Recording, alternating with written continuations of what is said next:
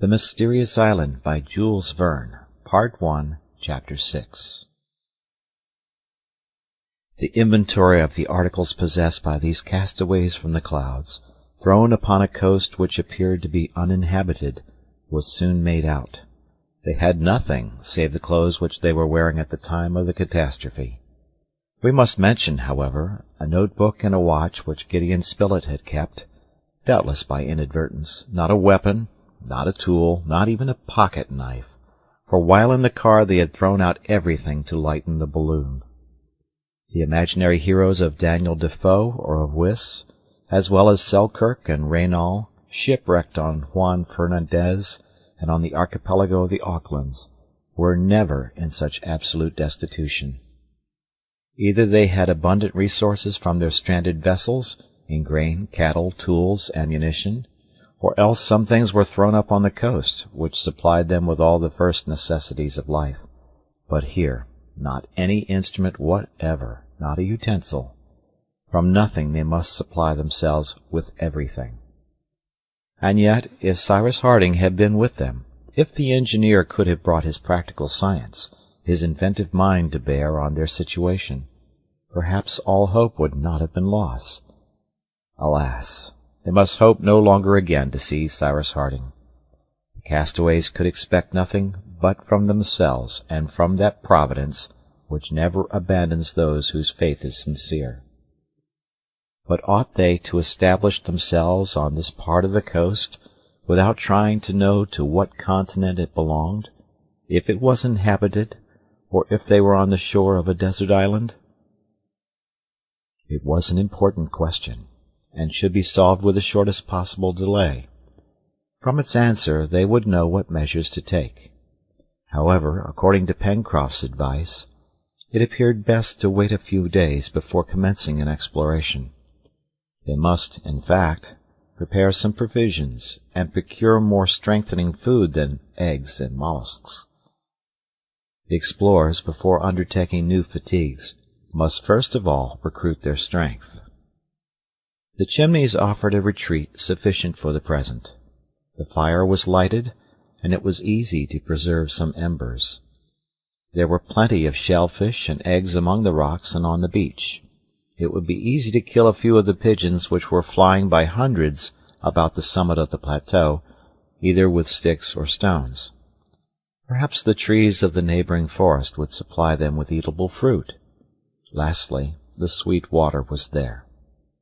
It was accordingly settled that for a few days they would remain at the Chimneys, so as to prepare themselves for an expedition, either along the shore or into the interior of the country.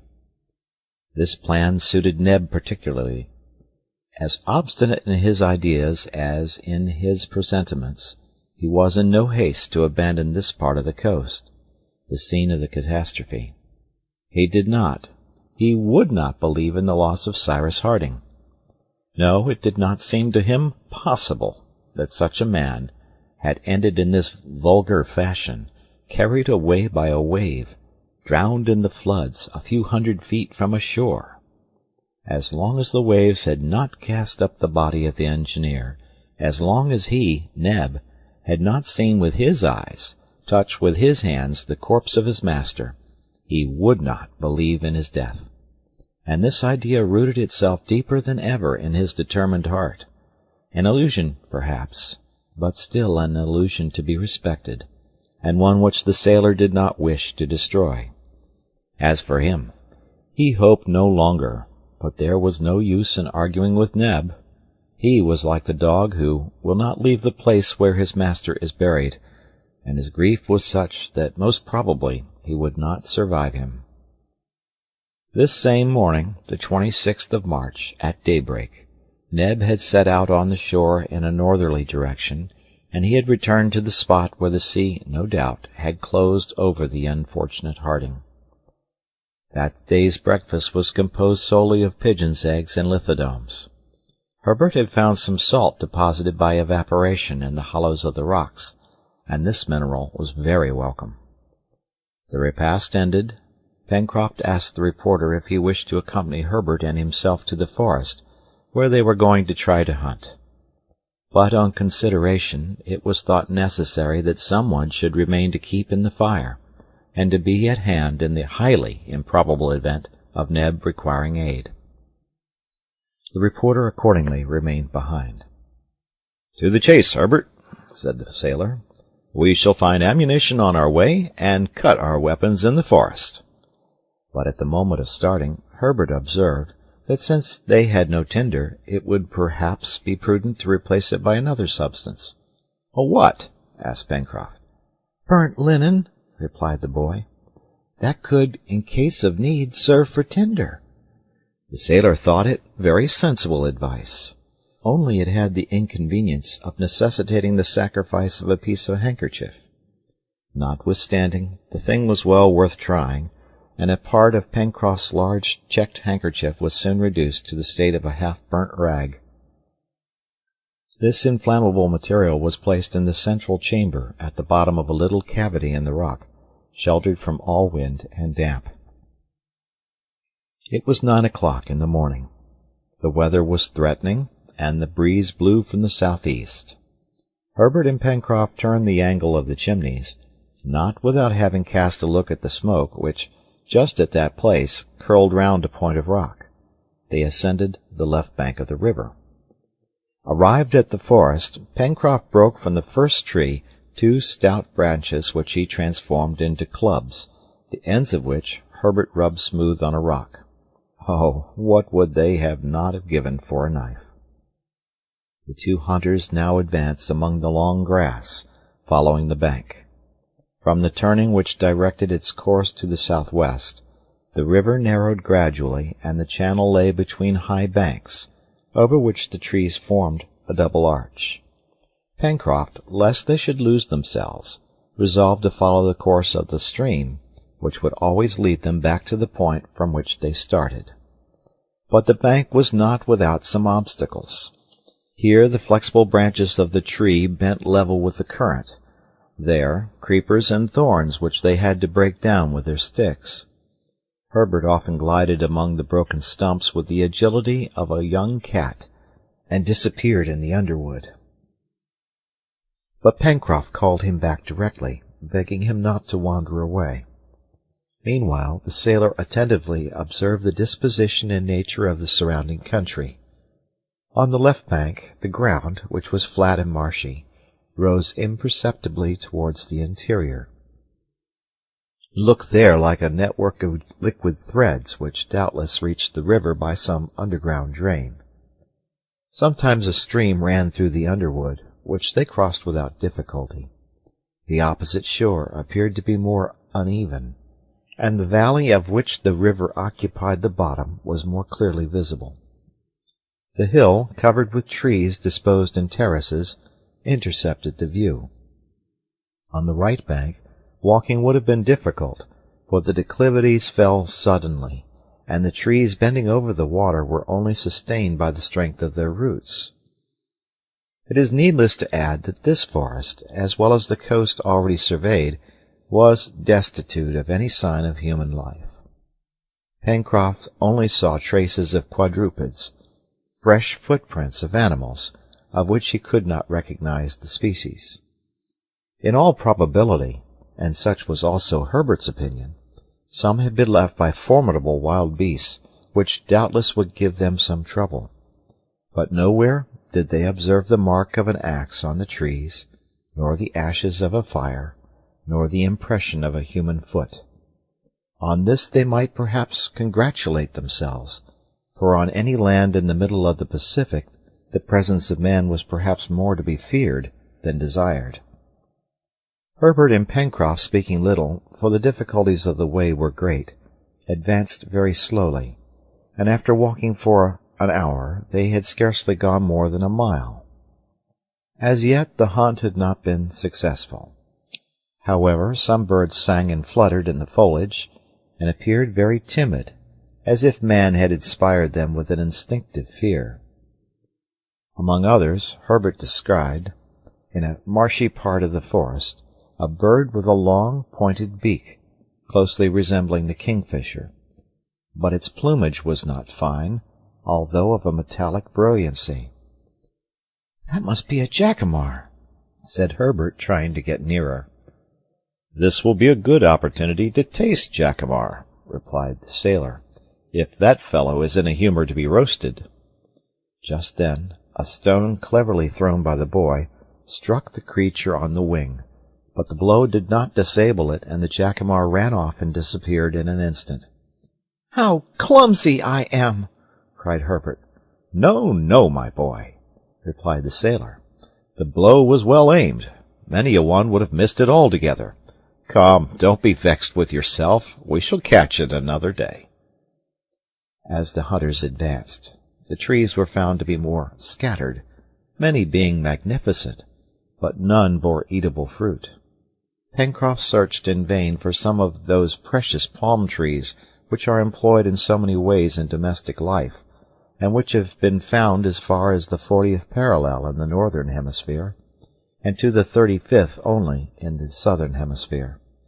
But this forest was only composed of coniferae, such as deodoras, already recognized by Herbert, the Douglas pine, similar to those which grow in the northwest coast of America, and splendid firs, measuring 150 feet in height. At this moment a flock of birds, of a small size and pretty plumage, with long glancing tails, dispersed themselves among the branches, strewing their feathers, which covered the ground as with fine down. Herbert picked up a few of these feathers, and after having examined them, "These are couroucous," said he. "I should prefer a moorcock or guinea fowl," replied Pencroft. "Still, if they are good to eat—" "They are good to eat, and also their flesh is very delicate," replied Herbert. "Besides, if I don't mistake, it is easy to approach and kill them with a stick." The sailor and the lad, creeping among the grass, arrived at the foot of a tree whose lower branches were covered with little birds. The couroucous were waiting the passage of insects which served for their nourishment. Their feathery feet could be seen clasping the slender twigs which supported them. The hunters then rose, and using their sticks like scythes, they mowed down whole rows of these couroucous, who never thought of flying away, and stupidly allowed themselves to be knocked off. 100 were already heaped on the ground before the others made up their minds to fly. "Well," said Pencroft, "here is game which is quite within the reach of hunters like us. We have only to put out our hands and take it." The sailor having strung the couroucous like larks on flexible twigs, they then continued their exploration. The stream here made a bend towards the south, but this detour was probably not prolonged, for the river must have its source in the mountain, and be supplied by the melting of the snow which covered the sides of the central cone. The particular object of their expedition was, as has been said, to procure the greatest possible quantity of game for the inhabitants of the Chimneys. It must be acknowledged that as yet this object had not been obtained. So the sailor actively pursued his researches, though he exclaimed, when some animal which he had not even time to recognize fled into the long grass, "If only we had the dog Top!" But Top had disappeared at the same time as his master, and had probably perished with him.